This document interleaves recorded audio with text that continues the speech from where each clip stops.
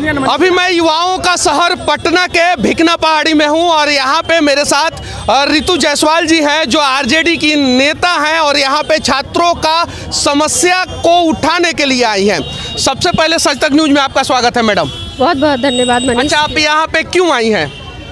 बच्चों का जिस तरीके से कल इनको अपनी ही नौकरी के लिए सरकार के द्वारा धांधली की गई और जब उन्होंने इसकी डिमांड रखी तो उन्होंने जिस तरह से पुलिस ने इन पर डंडे बरसाए हैं, लाठियां बरसाई हैं, पत्थर बरसाए हैं और गाली अगर आप सुन लेंगे ना तो आप शर्म से आंखें नहीं उठा। मैंने वो गाली सुना है, एक बच्चे को इस प्रकार से मारा जा रहा था और उसकी माँ बहन को गाली दी जा रही थी। समस्या यह है, मैं कह देना चाहता हूँ कि अगर वो बच्चा गलत था, हाथ गोड़ तोड़ के उसको जेल में डाल देना चाहिए। उसकी माँ की क्या गलती थी, उसके पिताजी का क्या गलती था, कि उसकी बहन की क्या गलती थी कि उसको भी गाली दिया गया। इस पे आप क्या कहना चाहती हैं? मैं वही कहना चाहती हूँ, जो पुलिसिया कानून लाया गया था उसका परिणाम अब देखने को मिल रहा है। जिस तरीके जिसका कि बहिष्कार हमारी ये बिहार है, यहाँ पे तो विधायकों को भी कूट दिया जाता है विधानसभा में। यही मैं कह रही हूँ कि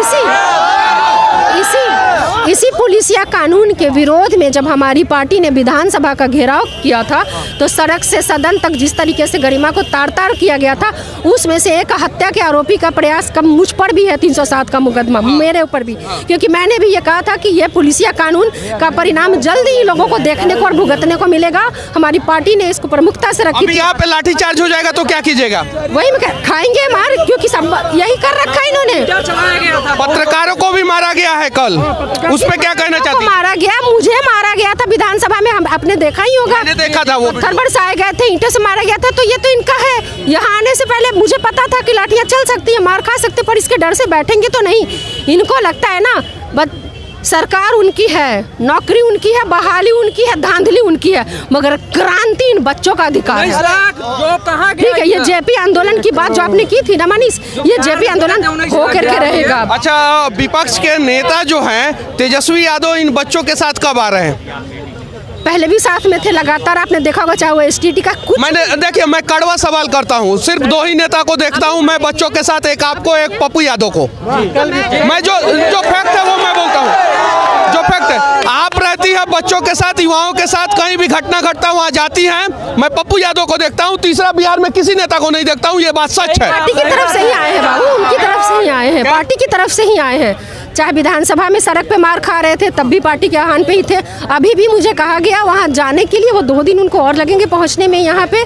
ठीक है, बाहर हैं, आ रहे हैं और उन्होंने वहाँ से लगातार संपर्क में। उन्होंने उम्मीद है कि तेजस्वी यादव जी भी घर से बाहर निकलेंगे, चूंकि बाढ़ आता है तो भी नहीं निकलते हैं और कोई आपदा आता है तो भी नहीं निकलते हैं, लेकिन उसी पार्टी की ये नेता हैं और ये निकलती हैं तो इनका मैं प्रशंसा कर रहा हूं, और पप्पू यादव निकलते हैं तो मैं उनका प्रशंसा कर रहा हूं, क्योंकि मैं झूठ नहीं बोलूंगा, मैं सच बोलूंगा। और उम्मीद है कि 2 दिन बाद वो भी आएंगे और बच्चों का साथ देंगे। क्या नाम हुआ आपका? मैं जन अधिकार पार्टी से हूँ, मेरा नाम सुप्रिया खेमका है और मैं पप्पू यादव जी की तरफ से आई हूँ।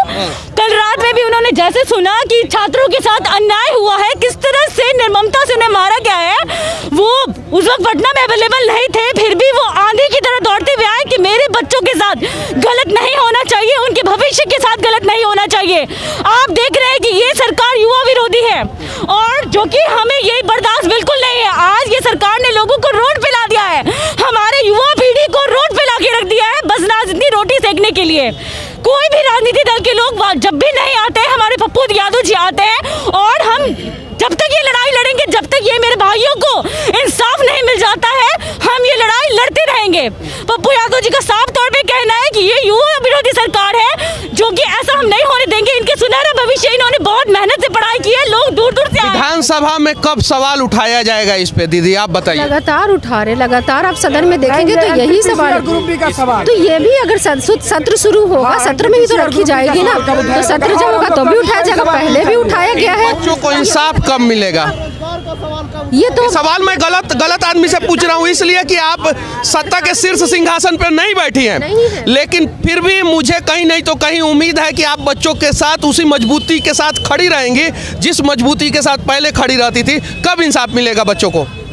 इंसाफ मिलने तक हम इनके साथ हैं। इनके एक एक डंडे में ना एक डंडा अगर मेरे ऊपर भी बरसेगा तो उसके लिए मैं तैयार हूँ। इनके एक एक चोट में अगर एक चोट मेरे लिए होगा तो मैं उसके लिए तैयार हूँ। मैं पीछे नहीं हटने वाली हूँ, क्योंकि देश में सबसे ज्यादा शिक्षक पटना में ही रहते हैं, लेकिन कुछ शिक्षकों को छोड़ के बाकी कोई शिक्षक बच्चों के साथ नहीं आता है। हाँ, कुछ शिक्षक आते हैं बच्चों के साथ, उनको तहे दिल से धन्यवाद। जैसे खान सर हैं, विपिन सर हैं, ये लोग आते हैं, साथ देते हैं बच्चों को। क्या नवीन सर भी आए थे, नवीन सर एसके झा, नवीन सर शिक्षक की भी मजबूरी है। शिक्षक को धमकी दिया गया कि किसी भी तरह से आप प्रोटेस्ट में शामिल नहीं हो सकते हैं, ठीक है, लेकिन जो है शिक्षक भी सपोर्ट कर रहे हैं। शिक्षक को कब बचाया जाएगा? शिक्षक को कब बचाया जाएगा? शिक्षक भी डरे हुए हैं। सुरक्षित कौन है बिहार में? सुरक्षित पता है कौन है?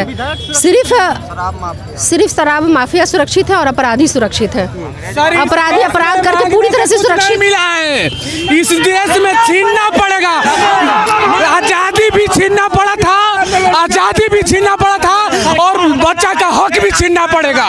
इस देश में कुछ मांगने ये बच्चे जो है पाकिस्तानी नहीं हैं, ये आतंकवादी नहीं हैं, ये बच्चे अपराधी नहीं हैं, ये बच्चे छात्र हैं, इस देश का भविष्य हैं और इन्हें अपने भविष्य के लिए भी लड़ना पड़ रहा है और मार खाना पड़ रहा है। ये इन्हें नहीं पता है कि तलवारों के साए में इतिहास लिखा जाता है और जिस और जवानी चलती है उस और जमाना चलता है।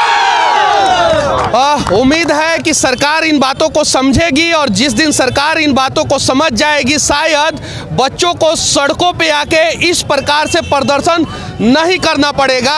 और अगर कल बच्चे जो है वो रेलवे स्टेशन पे थे, आंदोलन कर रहे थे, तो कहीं नहीं तो कहीं इसमें सरकार की नाकामी है। नहीं तो NTPC RRB के बच्चे जो है वो सड़कों पे नहीं उतरते, स्टेशन पे नहीं उतरते, अगर इनका हक जो है इन्हें दे दिया जाता। सर कल जो पीटा गया, स्टूडेंट को पीटा गया, जो आंसू के गोले दागे गए, मेरे दोस्त का चप्पल टूट गया यहाँ पे सर, ये मेरे दोस्त का चप्पल टूट गया। आप लोग इतना गरीबी झेल के यहाँ पे पढ़ने के लिए आते हैं। 2 साल का बजट है, बताइए आप 1 महीना पहले ग्रुप डी में लगा देते हैं कि मेंस होगा, तो बताइए ये कैसे स्टूडेंट आत्महत्या नहीं करेगा तो और क्या करेगा? एक मिनट, जिस तरह लोकसभा को आप निर्धारित करते हैं, एक लोकसभा से एक स्टूडेंट, एक सदस्य प्रतिनिधि संसद करने के लिए जाएगा, उसी तरह तो एक कैंडिडेट के लिए एक रिजल्ट जारी होना चाहिए। सरकार से हमारी कोई मांग नहीं। देखिए, नेताजी लोग अपने लिए बहुत आसान नियम कानून बनाते हैं और अपना पेंशन का भी व्यवस्था बहुत अच्छे ढंग से कर लेते हैं, लेकिन इन बच्चों का भविष्य जो है ना वो बर्बाद करते हैं। सभी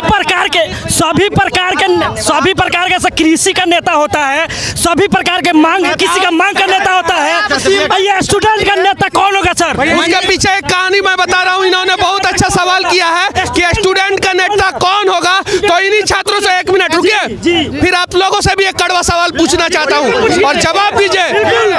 रैलियों में भीड़ लगाते हैं छात्र, 150 रुपया का पेट्रोल अगर गाड़ी में डलवा दिया जाता है तो फर्क नहीं पड़ता कि कौन सा झंडा है, हम उठा के जो है जिंदाबाद मुर्दाबाद का नारा लगाते हैं, और जब मरते हैं तो वही नेता हमारे साथ नहीं आते हैं। नहीं, देखिए, गलत बात नहीं, मैं जानता हूँ, सुनिए, इन नेताओं को बनाने वाला कोई और नहीं, हमारे देश का युवा, जवान और छात्र है। बस उनको गद्दी से उतारेंगे यही छात्र। बस याद रखना है, किसी भी गलत नेता का सपोर्ट नहीं करना है, चाहे कुछ भी हो जाए। वाला युवा भारत देश है, समझे, और युवा को बेदखल कर दिया जा रहा है। अभी ग्रुप में मनसा हम नहीं समझ देते हैं। देखिए, एक गाना है, कहता है, दोस्तों इस जमाने को क्या हो गया, जिसको चाह वो भी बेवफा हो गया।